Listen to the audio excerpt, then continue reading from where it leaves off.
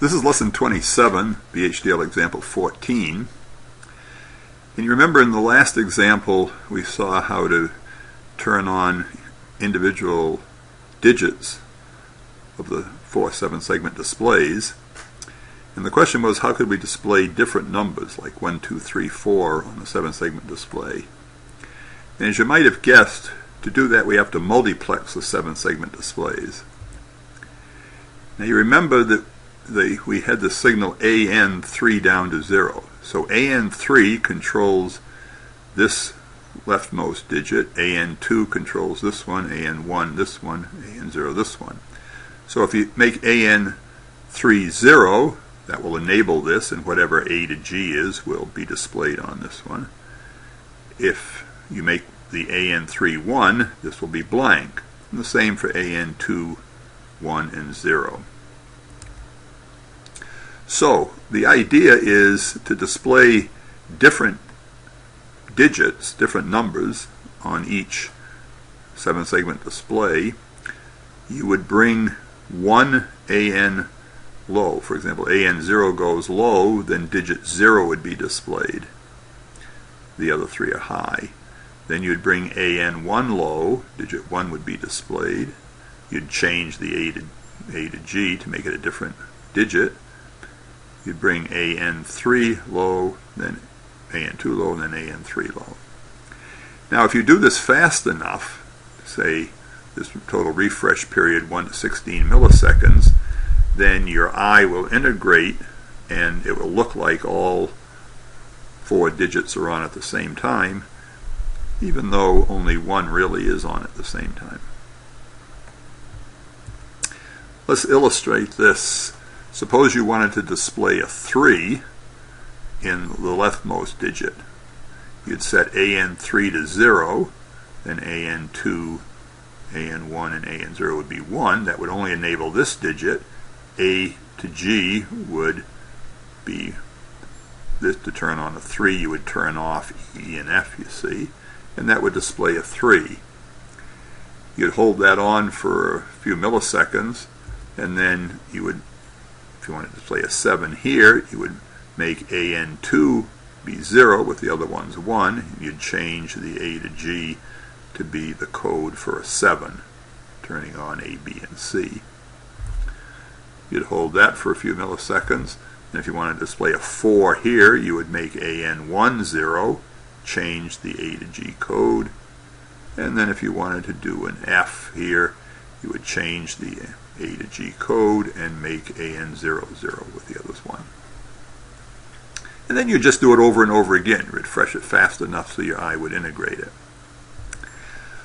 Okay, to see this, we're going to do it by hand, so you're going to be able to turn on one digit at a time. So the goal is to display, say, 1, 2, 3, 4 separately on each of the digits of the 7-segment display. We'll do that. We're going to have to multiplex it. So we'll need a multiplexer. And what we want to do is we want to put in a 16-bit hex digit, that is X15 down to 0. And we want to display that on the 4 7-segment display. So for example, let's put in 1, 2, 3, 4 hex. Then the 1 would be hex 15 to 12. The 2 would be hex 11 to 8. The 3 would be hex 7 to 4, and the 4 would be hex 3 to 0. So this is going to be a 4-line 4 to 1 mux, so we need an S1 to 0. So if this is going to be 0, 0, we'll let A through, so we'll let digit 0 come through to this signal digit 3 down to 0. And then if this is 0, 1, then B gets through, which would be X 7 to 4, and so forth. 1, 0 would let X 11 to 8 through, and 1, 1 would let X 15 to 12 through. Then digit 3 would go into our hex 7 seg decoder, so out comes A to G. Now we just have to control AN3 to 0 so that when we want to display X15 to 12, only AN3 is 0. Well, we'll use the button so you can do it by hand. Let's bring the buttons in here. If you're not pressing any buttons, then these are all 0. We'll go through an inverter, so these will all be 1, and all the digits will be blank. If we press, let's press digit 0 to begin with. If we press digit 0, then AN0 will go to 0, and S we want to be 0, 0. So if we press button 0 here, we'll make a table here, we want the two S's to be 0, 0. We're going to have to write a little logic circuit for button to S to convert buttons to S here. So if we press button 1, we want S1 and S0 to both be 0 so that A gets through, that is X3 to 0 gets through. And we'll display the rightmost digit. If we press button 1, then we want S1 to 0 to be 0, 1, so we have 0, 1 here, so B gets through the multiplexer, and we display the next digit in our 1, 2, 3, 4. This would be displaying a 3 then. And AN, and we want AN, since we just invert it, when we press button 1, it goes to 1, so AN1 will go to 0, which will enable that digit. If we press button 2, we want S1 and S0 to be 1, 0. That's going to let through C, which will be X11 to 8. And finally, if we press button 3, we want it to be 1, 1.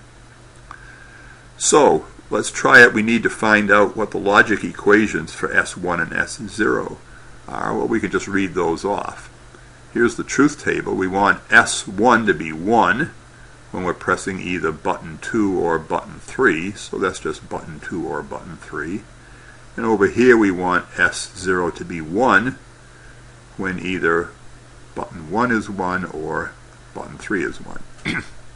So S0 is just going to be equal to button 1 or button 3. Okay, well, let's write a top-level program, and we call it MUX7seg top to indicate it's a top-level program.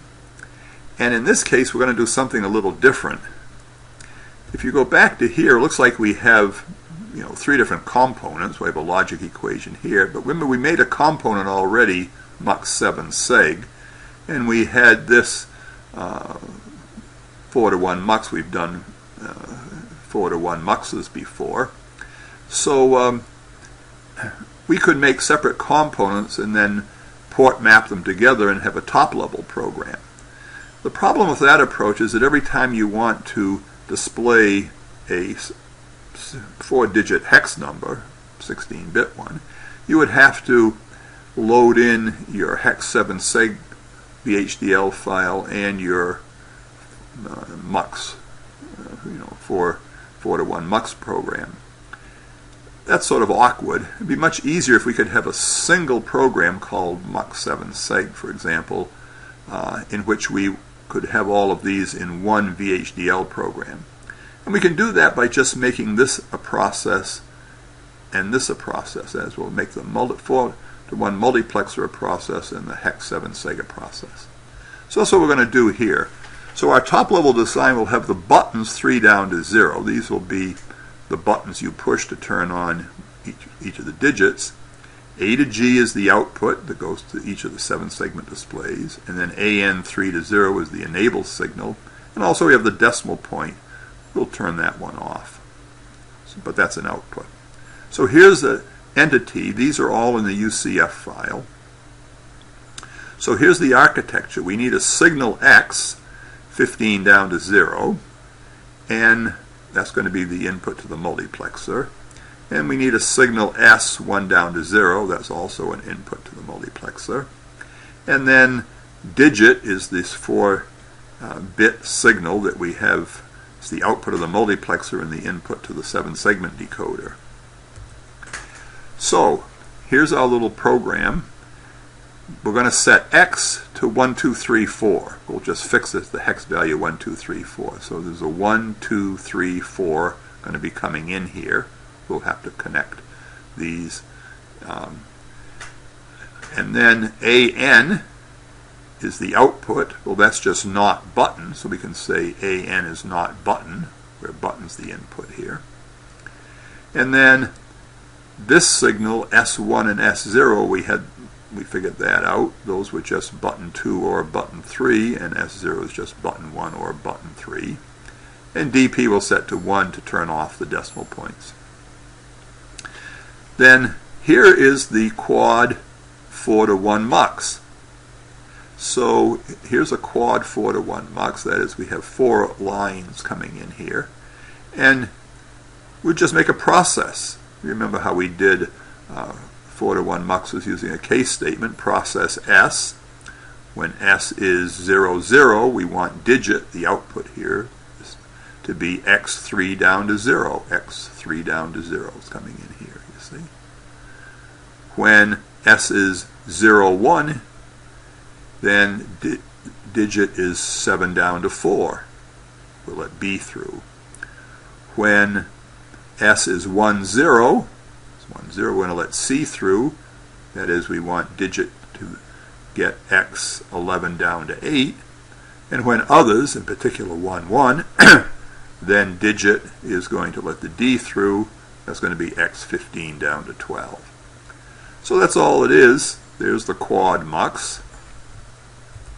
And then we just need the 7-segment display. Well, the hex 7 seg, we'll just make it a process within this top-level design, you see. This is exactly the same one we had in the previous lesson, where the process digit, when it's 0 to F, then we get the A to G's coming out. So that's it. So you can implement this program, download it to the your FPGA board, and when you press button 0, it should display a 4 in the rightmost digit. When you press button 1, it should display a 3 in the second digit from the right. When you press button 2, it should display a 2 in the second digit from the left. And when you press button 3, it should display a 1 in the leftmost digit.